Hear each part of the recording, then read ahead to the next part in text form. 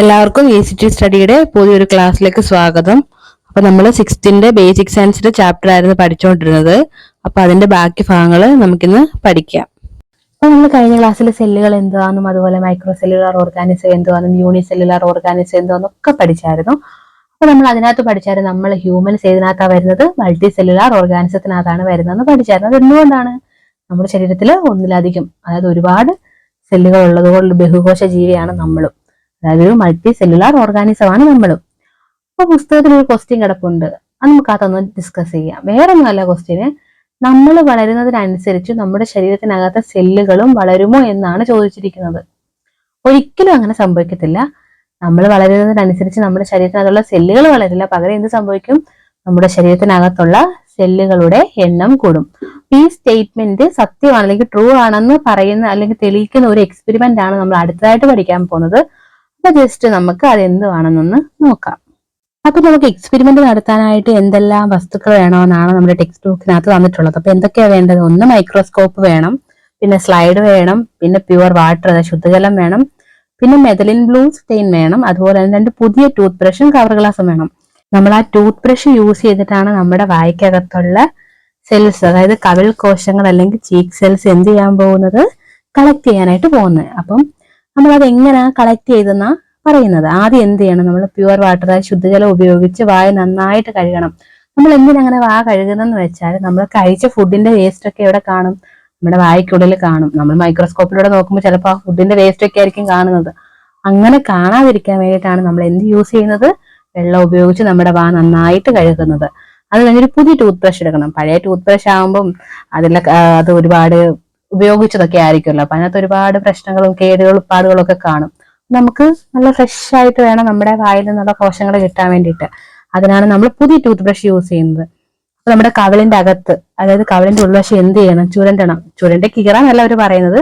ആ ബ്രഷ് എടുത്ത് വെച്ച് പതിയെ ചെറുതായിട്ടൊന്ന് ഉരച്ചെടുക്കണം. അങ്ങനെ എടുത്തു കഴിഞ്ഞിട്ട് എന്ത് ചെയ്യണം? ബ്രഷിൽ എന്ത് പറ്റിയിരിക്കും? കവിൾ ചർമ്മത്തിലെ കോശങ്ങൾ അല്ലെങ്കിൽ കവിളിലെ സെൽസ്, ചീക്ക് സെൽസ് പറ്റിയിരിക്കും. നമ്മൾ അതിന്റെ അംശങ്ങൾ ആ സ്ലൈഡിന്റെ മധ്യത്തിലുള്ള ഒരു തുള്ളി ജലത്തിലേക്ക് മാറ്റുക. എന്നിട്ട് എന്ത് ചെയ്യണം? ഇത് അല്പം പരത്തണം. ആ സ്ലൈഡിലോട്ട് മാറ്റിയിട്ട് ആ വെള്ളം നമ്മളിങ്ങനെ ആ ഒരു ചീക്ക് സെൽസിൽ നിന്ന് കിട്ടുന്ന ആ ഒരു ഇത് നമ്മൾ പരത്തണം. പരത്തി കഴിയുമ്പോഴത്തേക്ക് എന്ത് സംഭവിക്കും? അതിങ്ങനെ സ്പ്രെഡ് ആവും ചീക്ക് സെൽസിലെ കോശങ്ങൾ. എന്നിട്ട് നമ്മളൊരു കവർ ഗ്ലാസ് കൊണ്ട് അത് മൂടിയിട്ട് മൈക്രോസ്കോപ്പിലൂടെ ഒബ്സർവ് ചെയ്യണം. അപ്പൊ നമ്മുടെ മാത്രമല്ല നമ്മൾ കളക്ട് ചെയ്യേണ്ടത്, നമ്മുടെയും കളക്ട് ചെയ്യണം, അതുപോലെ തന്നെ നമ്മുടെ ക്ലാസ്സിലെ ടീച്ചറിനെ കൂടെ കളക്ട് ചെയ്യണം. അപ്പൊ നമ്മുടെ കയ്യിൽ 2 ഇത് കിട്ടും. 2 ചീക്ക് സെൽസ് ഒബ്സർവ് ചെയ്യാനായിട്ട് 2 സ്ലൈഡ് നമുക്ക് കിട്ടും. അപ്പൊ നമ്മൾ ആദ്യം നമ്മുടെ ചീക്ക് സെൽ, അതായത് കുട്ടികളുടെ ചീക്ക് സെല്ല് കളക്ട് ചെയ്ത ആ സ്ലൈഡും പിന്നെ അധ്യാപകന്റെ ചീക്ക് സെല്ല് കളക്ട് ചെയ്ത സ്ലൈഡും കൂടെ ഒബ്സർവ് ചെയ്യണം. ഒബ്സർവ് ചെയ്യുമ്പോൾ നമ്മുടെ എന്ത് കാണും? ചീക്ക് സെൽസ് നമുക്ക് മൈക്രോസ്കോപ്പിലൂടെ കാണാൻ പറ്റും. നമുക്ക് ഡയറക്റ്റ് കാണാനത് പറ്റത്തില്ല, മൈക്രോസ്കോപ്പിലൂടെ കാണാൻ പറ്റും. അപ്പം അങ്ങനെ കാണുന്നതിന്റെ ഫോട്ടോയാണ് നിങ്ങളുടെ ടെക്സ്റ്റ് ബുക്കിലെ പേജ് നമ്പർ 10, അതായത് പേജ് നമ്പർ 10 കൊടുത്തിട്ടുള്ളത്. അപ്പൊ നമ്മുടെ ചീക്ക് സെൽസിനേക്കാളും എണ്ണം കൂടുതലായിരിക്കും ആറ് ചീക്ക് സെൽസിന്, നമ്മുടെ അധ്യാപകന്റെ ചീക്ക് സെൽസിന്. ഇപ്പൊ നമ്മൾ എക്സാമ്പിൾ പറയുകയാണെങ്കിൽ, നമ്മളെക്കാളും വലിയ ജീവിയല്ലേ ആന. അത് എന്തുകൊണ്ടായിരിക്കും ആന അത്രയും വലിയ ജീവിയായിട്ടുള്ളത്? നമ്മുടെ ശരീരത്തിനകത്തുള്ള സെല്ലുകളെക്കാളും കൂടുതൽ സെല്ലുകൾ ആരുടെ ശരീരത്തിനകത്തുണ്ട്? ആനയുടെ ശരീരത്തിനകത്തുണ്ട്. അതുകൊണ്ടാണ് ആന അത്രയും വലുതും നമ്മൾ ഇത്രയും ചെറുതുമായി പോയത്. അപ്പൊ നമ്മളിങ്ങനെ നോക്കുമ്പോൾ ആ ചീക്ക് സെൽസ് ഒക്കെ കാണാനായിട്ട് പറ്റും. അപ്പൊ നമുക്ക് അതിൽ എന്ത് മനസ്സിലാക്കാൻ പറ്റും? നമ്മൾ വളരും തോറും നമ്മുടെ ശരീരത്തിനകത്തുള്ള ചീക്ക് സെൽസിന്റെ അല്ല, എല്ലാ സെൽസിന്റെ എണ്ണം കൂടും.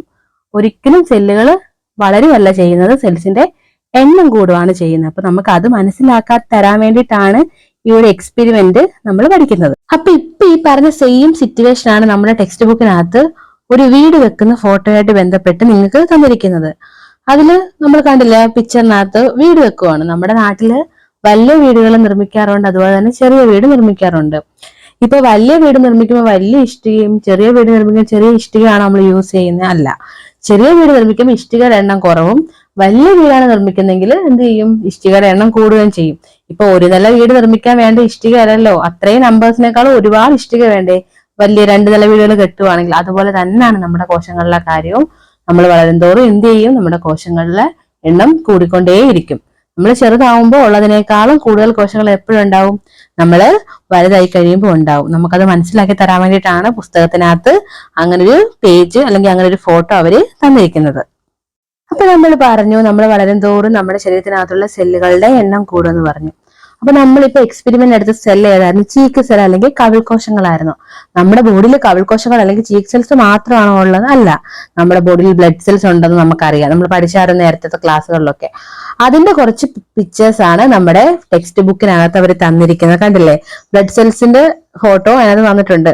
അതുപോലെ തന്നെ വേറെ ഒരുപാട് സെൽസ് നമ്മുടെ ബോഡിയിലുണ്ട്. ഏതൊക്കെ സെൽസാണ് ഉള്ളത്? മസിൽ സെല്ലുണ്ട്, ന്യൂറോൺ ഉണ്ട്, അതായത് പേശീകോശമുണ്ട്, നാഡീകോശമുണ്ട്. നമ്മൾ കവിൾകോശം പഠിച്ചു, അതുപോലെ രക്തകോശങ്ങളുണ്ട്, പിന്നെന്തുണ്ട്? പേശീകോശമുണ്ട്, നാഡീകോശമുണ്ട്. അപ്പം 4 തരം സെൽസ് അല്ലെങ്കിൽ 4 തരം കോശങ്ങൾ നമ്മുടെ ശരീരത്തിനകത്തുണ്ടെന്ന് നമ്മളിപ്പം പഠിച്ചു.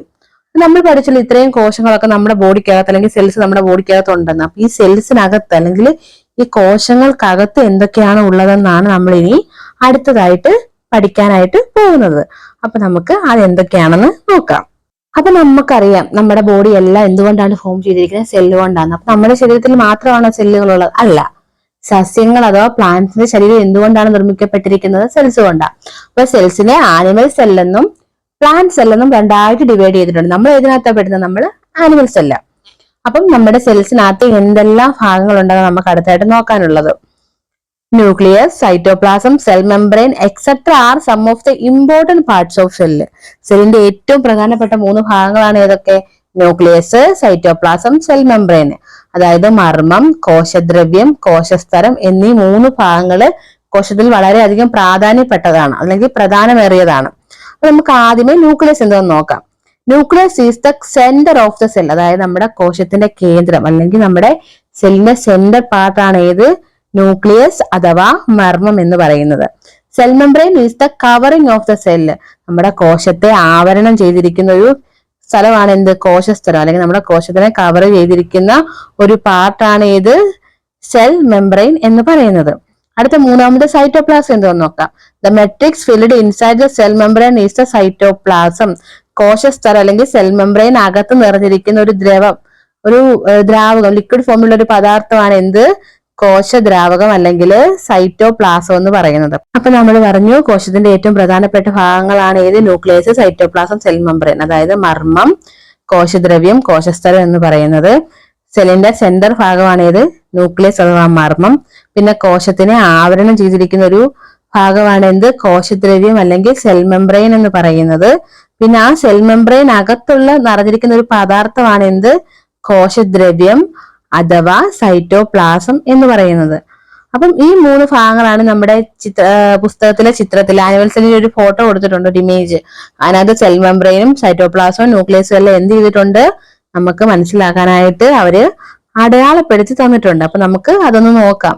അതിൽ കണ്ടോ, ആ പിക്ചറിനകത്ത് റൗണ്ടിലുള്ള ഒരു ഭാഗമാണ് എന്ത്? നമ്മുടെ ന്യൂക്ലിയസ് എന്ന് പറയുന്നത്. ന്യൂക്ലിയസിന് ചുറ്റുമുള്ള കണ്ടോ ആ വെളിയിലുള്ള ഭാഗമാണ്, ആ ഒരു ദ്രവ ഭാഗമാണ് സൈറ്റോപ്ലാസം. പിന്നെ പുറത്തുള്ള ഒരു ആവരണമാണ് എന്ത്? സെൽ മെംബ്രെയിൻ എന്ന് പറയുന്നത്. അപ്പം ഈ 3 ഭാഗങ്ങളാണ് നമ്മളിപ്പം പഠിച്ചത്. നമ്മൾ മുമ്പ് പറഞ്ഞായിരുന്നു നമ്മുടെ ശരീരം മാത്രമല്ല, പ്ലാന്റ്സ് അഥവാ സസ്യങ്ങളുടെ ശരീരം എന്തുകൊണ്ടാണ് നിർമ്മിക്കപ്പെട്ടിരിക്കുന്നത്?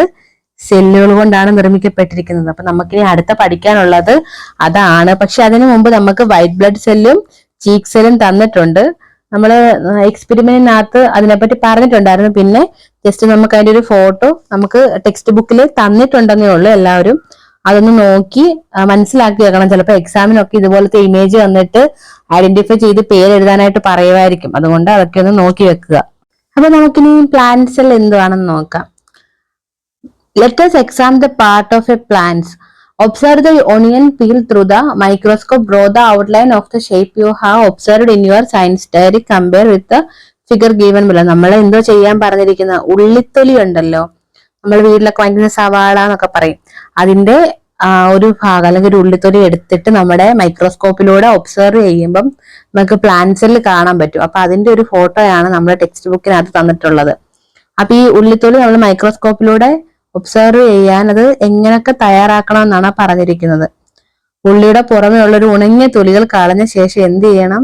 അതായത് ഉള്ളിയുടെ പുറത്ത് ആദ്യമേ ഒരു കവർ പോലെ കാണും, അതായത് ഉണങ്ങിയ ഉള്ളിത്തൊലികളായിരിക്കും. ആ ഉള്ളിത്തൊലികൾ കളഞ്ഞിട്ട് അകത്തുള്ള നനവുള്ളൊരു ഭാഗമുണ്ട്, മാംസമൊക്കെ, ഉള്ളിയുടെ മാംസം എന്നാണ് ഞാൻ പറയുന്നത്. നമ്മൾ ആ ഭാഗം എടുത്തിട്ട് അതിന്റെ തൊലി നേർത്ത് ചീന്തി എടുക്കണം. എന്നിട്ട് അത് എന്ത് ചെയ്യണം? വാച്ച് ഗ്ലാസ്സിലെ ജലത്തിൽ വെച്ചിട്ട് സ്റ്റെയിൻ അല്ലെങ്കിൽ സഫ്രാനും ചെയ്ത ശേഷം ബ്രഷ് കൊണ്ട് ഒരു ചെറിയ ഭാഗം സ്ലൈഡിൽ വെച്ച് കളർ ഗ്ലാസ് കൊണ്ട് മൂടുക.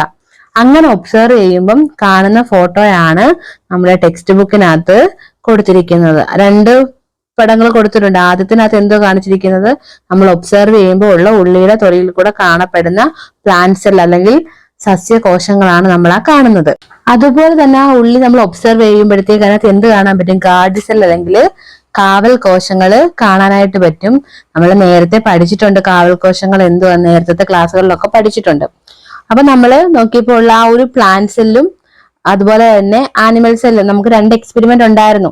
അപ്പം അത് 2 തമ്മിലുള്ള ഡിഫറൻസ് ആണ് നമുക്ക് താഴെ തന്നിരിക്കുന്നത്. ആദ്യം തന്നിരിക്കുന്ന സെല്ല് ഏതാണ്? ആനിമൽ സെല്ലാണ്. രണ്ടാമത്തേത് പ്ലാന്റ് സെല്ല്. അപ്പൊ ആനിമൽ സെല്ലിന് എന്തുണ്ട്? ന്യൂക്ലിയസ് അഥവാ മർമ്മം ഉണ്ട്. അതാണ് ആ റൗണ്ടിൽ കാണുന്നത്. അതുപോലെ തന്നെ പ്ലാന്റ് സെല്ലിനും എന്തുണ്ട്? ന്യൂക്ലിയസ് ഉണ്ട്. അപ്പം ആനിമൽ സെല്ലിലും പ്ലാന്റ് സെല്ലിലും കോമൺ ആയിട്ട് വരുന്നൊരു ഭാഗമാണ് ഇത് ന്യൂക്ലിയസ് അഥവാ മർമ്മം എന്ന് പറയുന്നത്. പിന്നെ ഹരിതകം അല്ലെങ്കിൽ ക്ലോറോപ്ലാസ്റ്റ് ഏതിനകത്ത് മാത്രമേ ഉള്ളൂ? സസ്യകോശം അല്ലെങ്കിൽ പ്ലാന്റ് സെല്ലിനകത്ത് മാത്രമേ ഉള്ളൂ. കാരണം എന്താ? സസ്യങ്ങൾ ആഹാരം പാകം ചെയ്യുന്നത് പ്രകാശ സംശ്ലേഷണം എന്ന് പറയാം, അല്ലെങ്കിൽ ഫോട്ടോ സിന്തസിസ് എന്ന് പറയും. അത് നടക്കുന്നത് എവിടെയാണ്? ക്ലോറോപ്ലാസ്റ്റിലാണ്.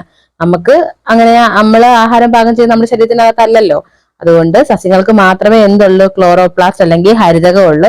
പിന്നെ ആനിമൽ സെല്ലിനകത്താണെങ്കിലും പ്ലാന്റ് സെല്ലിനകത്താണെങ്കിലും എന്തുണ്ട്? സൈറ്റോപ്ലാസം അഥവാ കോശദ്രവ്യമുണ്ട്. പിന്നെ സെൽ വോൾ ഏതിനകത്തേ ഉള്ളൂ? നമ്മുടെ പ്ലാന്റ് സെല്ലിനകത്ത് മാത്രമേ ഉള്ളൂ. ആനിമൽ സെല്ലിനകത്ത് സെൽ വോൾ ഇല്ല. വാക്യൂൾ അല്ലെങ്കിൽ ഫേനം ഏതിനകത്തുണ്ട്? ആനിമൽ സെല്ലിനകത്തും ഉണ്ട്, പ്ലാന്റ് സെല്ലിനകത്തും ഉണ്ട്. പിന്നെ സെൽ മെംബ്രെയിൻ അഥവാ കോശസ്തരം രണ്ടിനകത്തും ഉണ്ട്. ആനിമൽ സെല്ലിനകത്തും ഉണ്ട്, നമ്മുടെ പ്ലാന്റ് സെല്ലിനകത്തും ഉണ്ട്. നമ്മൾ പഠിച്ചായിരുന്നു സെൽ മെംബ്രെയിൻ എന്തുവാന്നും ഒക്കെ. അപ്പൊ താഴെ തന്നിരിക്കുന്ന ഒരു ടേബിൾ കണ്ടോ? നമ്മൾ അത് ഫില്ല് ചെയ്യാനാണ് പറഞ്ഞിരിക്കുന്നത്. അപ്പൊ നമുക്കറിയാം എന്തൊക്കെ ഭാഗങ്ങളാണ് ഉള്ളതെന്ന്. അപ്പം അവിടെ കൊടുത്തിട്ടുണ്ട്. ആദ്യം കൊടുത്തിരിക്കുന്നത് ന്യൂക്ലിയസ് അല്ലെങ്കിൽ മർമ്മം. അത് ആനിമൽ സെല്ലിനകത്തും ഉണ്ട്, അതുപോലെ തന്നെ പ്ലാന്റ് സെല്ലിനകത്തും ഉണ്ട്. അത് കഴിഞ്ഞ് കൊടുത്തിരിക്കുന്നത് എന്തുവാ? സെൽ വോള് അല്ലെങ്കിൽ കോശഭിത്തി എന്ന് പറയാം. അത് ഏതിനകത്തുള്ള നമ്മൾ പഠിച്ചു? പ്ലാന്റ് സെല്ലിനകത്ത് മാത്രമേ ഉള്ളൂ. ആനിമൽ സെല്ലിനകത്ത് ഉണ്ടോ കോശഭിത്തി അല്ലെങ്കിൽ സെൽ വോൾ? ഇല്ല. പിന്നെ ഹരിതകം അല്ലെങ്കിൽ ക്ലോറോപ്ലാസ്റ്റ് നമുക്ക് എഴുതാം. അത് ഏതിനകത്ത് മാത്രമേ ഉള്ളൂ? പ്ലാന്റ് സെല്ലിനകത്ത് മാത്രമേ ഉള്ളൂ, ആനിമൽ സെല്ലിനകത്തില്ല. അപ്പൊ പ്ലാന്റ് സെല്ലിന്റെ അവിടെ മാത്രം നമ്മൾ ടിക്ക് ചെയ്യണം, അതായത് ജന്തുകോശത്തിന്റെ താഴെ മാത്രം. അത് കഴിഞ്ഞ് കോശദ്രവ്യം അല്ലെങ്കിൽ സൈറ്റോപ്ലാസം, അത് ആനിമൽ സെല്ലിനകത്തും ഉണ്ട്, പ്ലാന്റ് സെല്ലിനകത്തും ഉണ്ട്. അപ്പൊ രണ്ടും നമ്മൾ ടിക്ക് ചെയ്ത് കൊടുക്കണം. അത് കഴിഞ്ഞ് എന്ത് എഴുതാൻ പറ്റും? ഫേനം അല്ലെങ്കിൽ വാക്യൂൾ എഴുതാം. അത് നമ്മുടെ ആനിമൽ സെല്ലിനകത്തും ഉണ്ട്, അതുപോലെ തന്നെ പ്ലാന്റ് സെല്ലിനകത്തും ഉണ്ട്. അടുത്ത സെൽ മെംബ്രെയിൻ അല്ലെങ്കിൽ കോശസ്തരം നമുക്ക് എഴുതാം. അതും നമ്മുടെ പ്ലാന്റ് സെല്ലിനകത്തും ഉണ്ട്, നമ്മുടെ ആനിമൽ സെല്ലിനകത്തും ഉണ്ട്. അപ്പൊ നമുക്ക് ആ മുകളിലത്തെ ഫോട്ടോ നോക്കിയിട്ട് നമുക്ക് താഴത്തെ ആ ഒരു ടേബിള് ഫില്ല് ചെയ്യാനായിട്ട് പറ്റും.